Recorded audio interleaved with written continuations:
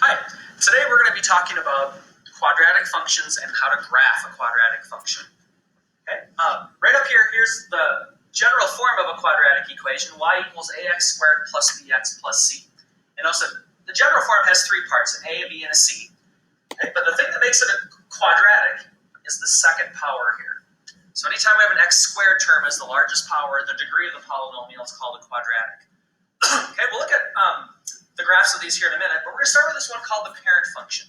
What the parent function is kind of the generic plain Jane graph of a quadratic equation. Right? And let's see, I'm going to grab my calculator and let's graph y equals x squared. So I'm going to go to y equals and do x squared. I'm going to take a look at its graph. You can see right there it's this U-shaped thing. Okay? And I'm going to just make a little sketch of one right over here. And it looks something like this. Okay, there's a special name for that thing. It's called a parabola. And I'm going to write that right over here. Okay, these things are called parabolas. They're U-shapes. Okay, notice down here at the bottom, it's a curve down at the bottom. It's not a V, but a rounded part down there at the bottom.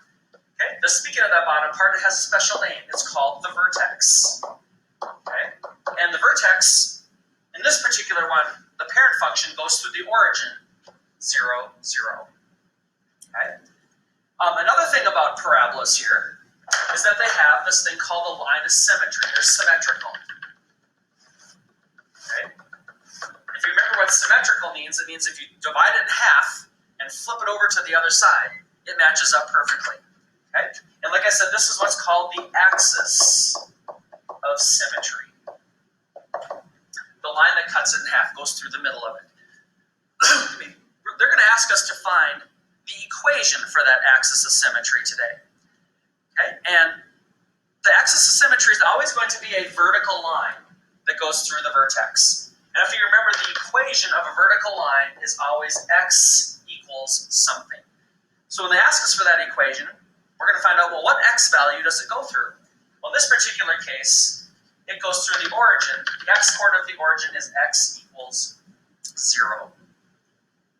Okay, so that's another thing with these parabolas. Okay. Another thing here is they're going to talk about the domain and the range of a parabola. Okay. From the past, you guys know that the domain talks about the x values, and the x values go left and right horizontally on a graph. Well, let's look at the x values of a parabola. This graph, it goes to the right forever. It's going up, but it's getting wider, so it's going to the right. It's going up and to the left forever, so right forever, left forever, everything in between. X can be all real numbers. It can be anything. It turns out that all parabolas have a domain of all real numbers. Okay? Well, if the domain is the x values, the range are the y values. What possible y values can there be? Okay, well, y values talk about how high or low the graph goes. Nancy, And you can tell from this one obviously goes up forever. But does it go down forever? No. It stops right down. In this particular one, it stops down here at 0. So all the y values are from 0 and above. And the way I say that is y is greater than or equal to 0. Okay. So there's kind of the major parts of the parent function. Okay. Just taking a step further here, do parabolas always open up like that? Not necessarily. Okay? The letter a out here in front of the x squared is going to tell us if a parabola opens up or down. If a is positive, it's going to open up. Okay?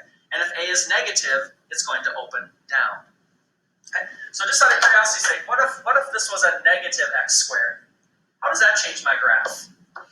Okay? The parent function would look something like this. Okay? Does it still have an axis of symmetry? Yep, it'd still be at x equals 0. How about domain and range? Oh, by the way, is the vertex still at 0, 0? Yes. How about the domain and the range? Okay, the domain, it still goes to the right forever. It still goes to the left forever. So the domain is still going to be all real numbers.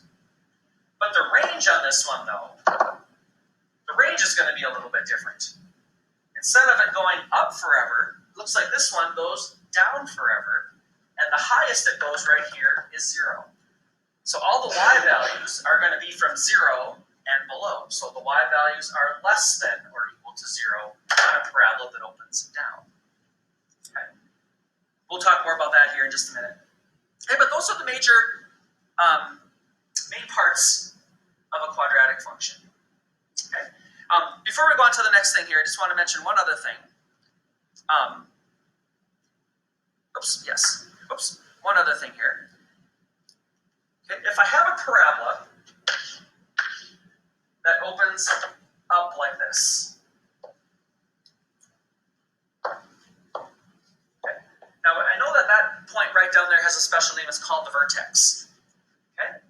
But also on a parabola, that's the lowest point of a parabola that opens upwards. And there's a special name for the lowest point on a graph. It starts with the letter M. It's called the minimum. Okay. And if I have a parabola that opens upside down and goes this way, okay, this right here is the highest point of that parabola, and it also has a special name. It's called the maximum. Okay. So identifying that vertex, or in other words, the minimum or maximum, is a very, very important part of that parabola. And that's what we're going to do here in just a second. Okay. Knowing what that minimum and maximum point are, the highest point and the lowest point. Okay. But again, if it opens up, we'll go right this here. If it opens up, it's going to have a minimum. And if it opens down, it's going to have a maximum. Two really, really, really important words. And that maximum and minimum point are going to occur at the vertex. Okay? All right. Let's take a look at the graph here. Or actually, before we get to that, a couple other things. Here's the general form of a quadratic equation. Again, and this page is in your book. Just wanted to show you this just in case you wanted to go back and take a look at it. Kind of defines the different parts that we did a minute ago. And this page is also in your book, where it talks about the minimum and maximum values. Okay? If you look kind of right here,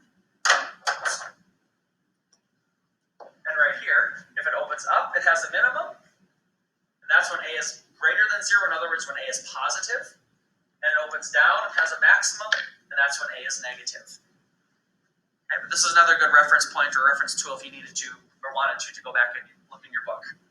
Okay, let's talk about maximums and minimums. All right, so here's the next thing that we're going to do. And this is, you're going to be doing a bit of this on your homework assignment today. About graphing some functions and finding those 7 things. Now, it looks a little overwhelming right now, like a great big list of things you have to find. But you'll see here, it actually goes pretty slick, pretty fast. Okay, we're going to start by doing this one right up here. Okay? And eventually, what I'm going to want to do is we're going to want to make a little graph. Okay? Now, in the resources here in the Google Classroom, I did attach some graph paper to that. Personally, I think it's going to be easier to graph on graph paper as compared to making a freehand sketch. If you wanted to print that off, if you wanted to find your own graph paper somewhere, I think it's a little bit easier because it has the squares that you can count. But if you're going to make one by hand, just make sure you make it nice and neat. Don't make it so teeny, teeny, tiny that I can't count the squares and you can't count the squares. Make sure your tick marks are evenly spaced and things like that. But just be neat with them so that we can see them. Okay? All right, so this is eventually what we're going to do is we're going to want to graph these. Okay? And we're going to start out by finding the vertex. In other words, we're going to find its maximum or minimum. Well, if I look carefully at this equation here, I look at A. A is a -2. Okay? That should tell us whether it opens up or down and whether or not it has a maximum or a minimum. And because A is negative, like we saw a minute ago, that means it opens down. And it's going to have, and if it opens down, it's going to have a maximum. So to start with here, we're going to try to find the maximum or the high point of that parabola. Okay, I'm going to go back to our calculator here. I'm going to go type that equation in. It's -2x squared plus 8x minus 3. Okay, if I type that in, if I press graph, look at that, it sure does. It does indeed open down, and it has a maximum right up here. Okay. Now, we need to find that point. Okay. To find that point, where did the calculator find us that point? Let's let the calculator do the work for us. Well, where in the world on the calculator can it find the maximum? Okay, here's the thing. If you press second and then trace, gets you to this screen, And look at number 3 and 4. There's our maximum and minimum buttons. Okay, since we want a maximum here, I'm going to select number 4 and press enter. And when I get back to the screen here, down at the bottom it says left bound. Okay, what this means is we're going to take our cursor and we're going to try to put it on the left-hand side of the vertex. Just up over the hump on the left-hand side, I'm going to press enter. Okay, then when I press enter, it's asking me for a right bound. That means I'm going to go up and over the hump to the right side of the vertex, just a couple clicks, and press enter. And then it asks me for a guess. Okay, well, I can move the cursor as close as I can or where I think that vertex is, and I press enter one more time. And if you look down there at the bottom, there it tells me the vertex of my graph. And it looks like the vertex is at 2, 5. Okay, these 7 things, by the way, I'm going to have you do all 7 of them on the handful of problems that you have to graph today. Okay, so there's the first point. Okay. Now, I'm going to put it up here, over 2, up 5. 1, 2, 3, 4, 5, right up here. Okay, so I need to make a nice big point on my graph. Next, I need to find other points. It's not okay just to, once you get a vertex, and draw a U, draw a parabola. No, we need more points than that. People always ask me, well, how many points do you need? Well, I think it's always best to have at least a couple on this side of the vertex and a couple on that side of the vertex. Okay, well, where do those points come from? Well, if you look at number 2 here, we're going to use the table on your calculator to find those other points. And I think you've done this before. If I press second graph, I get to my table. Okay? And most of the time the graph paper only goes up to 10 or negative 10. So we're going to mainly focus on the y values that are between negative 10 and positive 10. Okay, oops. Okay. And it mainly is looking like 1, 2, 3, 4, 5 points. Okay? You don't have to write the table down if you don't want to. We can just copy them right off the calculator. So the point 0, negative 3 is on here. Over 0, down 3. Over 1, up 3. 2, 5 is already on my graph. Over 3, up 3. And over 4, down 3. Okay, and you can see it makes a nice little parabola. You can see those points nice and clear. When you guys mark these on your homework, make sure you make those points nice and big so I can see them. And then we connect them with a nice little curve. And take your time and be neat. Don't be in a hurry. And once you get up here at the top, notice it's not a V, it's a rounded curve. Okay? And a lot of times when you do these on your calculator and you find these points, a lot of times they're going to have matching points right across from each other. Not always. I'd say most of the time they have matching ones right across. Okay? And there's our graph. Okay? Number 3 here, can we find the axis of symmetry? Well, the axis of symmetry, remember, is the line that goes right through the middle, just like this. Okay? And if you remember the equation for the line of axis, or the axis of symmetry, it was always an x equals something.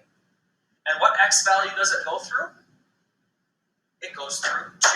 X equals 2.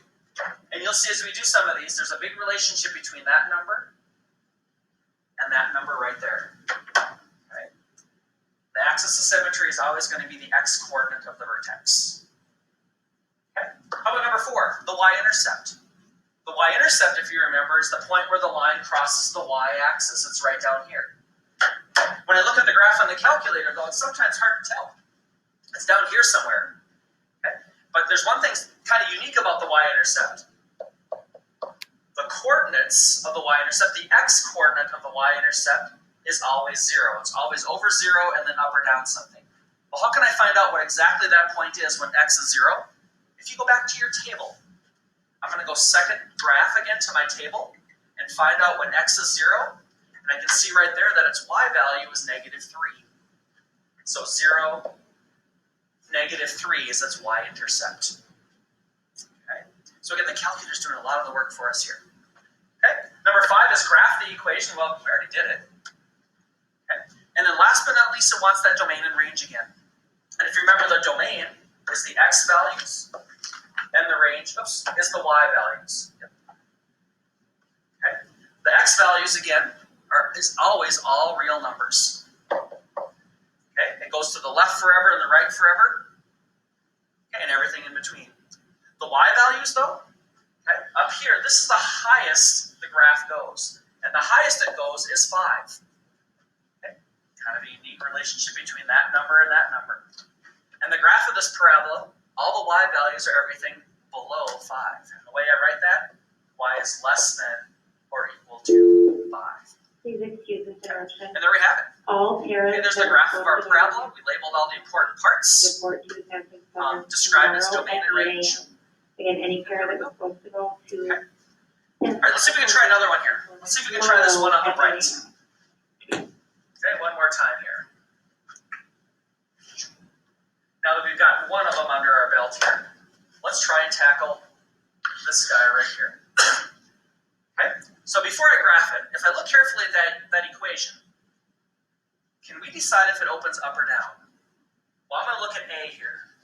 It's a positive 4. Now, when that number in front of the x squared is positive, that means it's going to open up. And if it opens up, it's going to have a minimum, a small point, a lowest point. So this time, to find the vertex, we're going to be looking for a minimum. Well, like we did before, let's use the calculator to find that minimum for us. I'm going to go back to y equals. Let's type in this new equation, 4x squared minus 8x plus 1. I'm going to hit a graph of it. Okay. Well, look at that. It sure does look like it has a negative. Okay. And can we find that point? Can we find exactly what that point is? Okay. If I press second trace again, and this time I want to choose number 3, my minimum, and again, it's asking me for a left bound. Well, remember, right down here is our vertex. Now, on one that opens up like this, the left bound is going to be on the right side. So I'm going to get my cursor, I usually go within a click or two, down there in the left bound, press enter.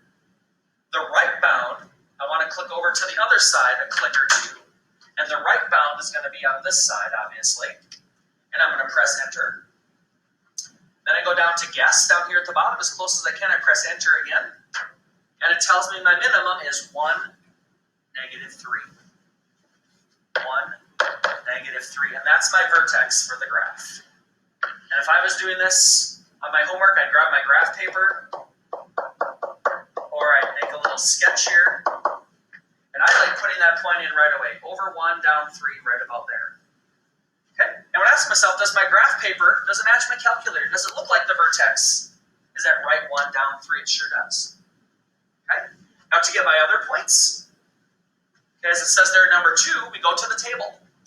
I'm going to go second graph, go to my table, and again, this time I only have, it looks like a couple points that are between 0 and, negative 10 and positive 10. There's my 0, or 0, 1, I should say. Over 0, up 1. 1, negative 3 I have, over 2, up 1. Okay, and then the numbers get to be big. Over 3, up 13. I could go over 3 and go up 13 up here somewhere. And I could go left 1, up 13 up there somewhere. And there's nothing wrong with doing that. Okay. But for sure, I have these right down here that I'm going to connect with the curve. And if you want to go all the way up to there, you can. Otherwise, we would stop right there. Okay, but maybe I'll extend it. Okay, but there's that parabola. Okay, the axis of symmetry. So we've done this, we've done this. How about our axis of symmetry? It's a line that goes through the middle. And remember, it goes through the vertex. And what x value is the vertex at? X equals 1. There's my axis of symmetry. X equals 1. Okay, my y-intercept. I'm going back to the table, and remember the y-intercept is the value of y when x is 0. In looking at my table right there, when x is 0, it's right on there. The y value is 1. So 0, 1 is my y-intercept. And it looks like it crosses the y-axis at 1 right there. So it looks right. Yeah. Okay, graphing we already did. We did this, we did this. How about domain and range? Well, we've talked about this a couple of times now. The domain is always x equals all real numbers. Okay, it's going left and right forever, everything in between. And the range then is the y values. Okay, the y value, okay, the lowest y value right down here is negative 3. That's the lowest it goes. And everything else is above it. So all the y values are greater than or equal to negative 3. And there we have our parabola. Okay, so it looks like a lot of stuff, but it's not too terribly bad. Okay, so like I said, there's going to be a handful of problems that have you do all of this stuff. And and make the actual graph. Okay. All right. And by the way, on your homework assignment, I think I mentioned in the directions, I changed the directions to make sure that you add all 7 of those things. And it says that in the notes in the classroom. Okay, by the assignment. Okay. Other problems, these are our last 2 here. Our other problems are just going to have you, they're not actually going to have you make the graph, they're just going to ask you a couple questions about it. Determine if this one has a maximum or minimum value. Okay. Well, again, if I look at the very first number, the A out here, the 4, okay, is it positive or negative? Well, it's a positive 4. A positive 4 means the parabola is going to open up, and that means it's going to have a minimum value. Okay. It then wants us to find that minimum or maximum value. Well, basically what we're doing is we're finding the vertex. Let's let the calculator do it for us. Okay. If I go back to y equals, I'm going to type that equation, 4x squared minus 24x plus 11. I'm going to graph it. Okay. Ooh. Look at this. One thing about this one, I can't really see the vertex. Okay, it's opening up, but it's down here somewhere.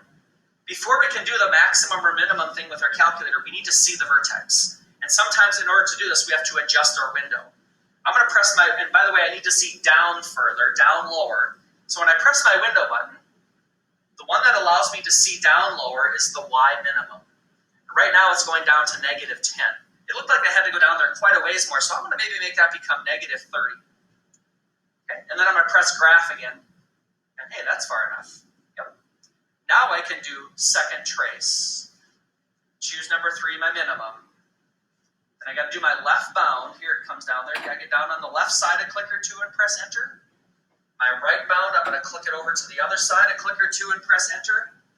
I guess I'm going to go close and press enter.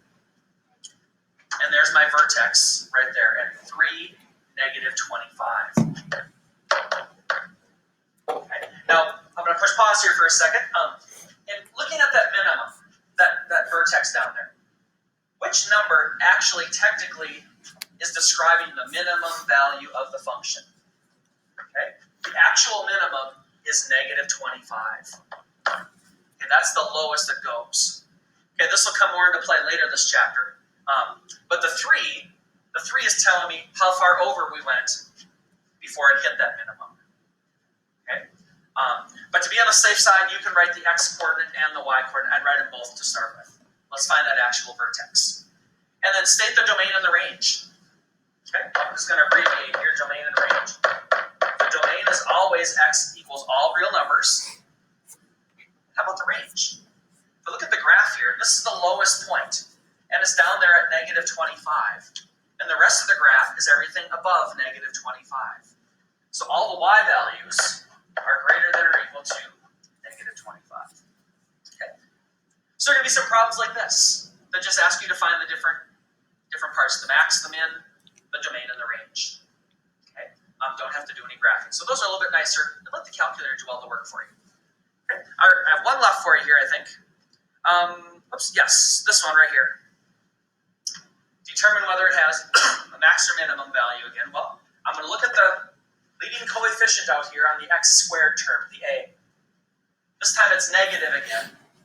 A negative a means it opens down, which means it's going to have a maximum. So this time it has a maximum. For part B, let's find that maximum. Okay, now I'm going to go back to my calculator here. I'm going to go to y equals, press clear. I'm going to type in -3x squared plus 6x plus 4. I'm going to hit graph. Now, one thing here, this is a little thing, but notice my window. It's still set from the last problem. And we've done this before, but how do I get it back to the normal 10 by 10 screen? I'm going to press zoom and number 6. It'll reset that window automatically. Sometimes maybe it makes the picture look a little bit nicer. Okay, and we can see, yep, it has a maximum. Let's find that maximum. So we go to second trace, maximum. My left bound is going to be on the left-hand side of the hump. My right bound, I'm going to come up and over to the right-hand side a click or 2. And my guess, I'm going to go back to the middle. And this time, there's my maximum value right there. Let's talk about that for a second. Look at that.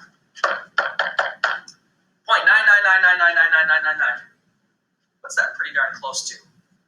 It's pretty darn close to 1. Okay? And when we get all 9s like that, we're going to round it up to 1. Okay, I know some of your calculators actually give you 1 7.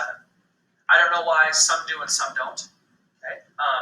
But yeah, when it gives you all 9s, we can round up. Some people's might say 1.000000006 or something like that. If it has all these zeros, we're going to assume it's 1.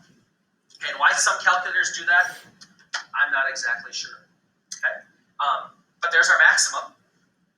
Okay, and then our domain and range. The domain is x equals all real numbers. And what about the range? Again, the highest this graph goes was 7. Okay, the y coordinate, the highest that went was 7. And as you look here at the graph, the graph exists everywhere below 7. So all the y values are less than or equal to 7. Okay. So there we have it. That's kind of what we're looking at today. Just identifying the different parts of the graph, making a graph, and taking a look at its max and mins. Okay. All right, thanks for tuning in.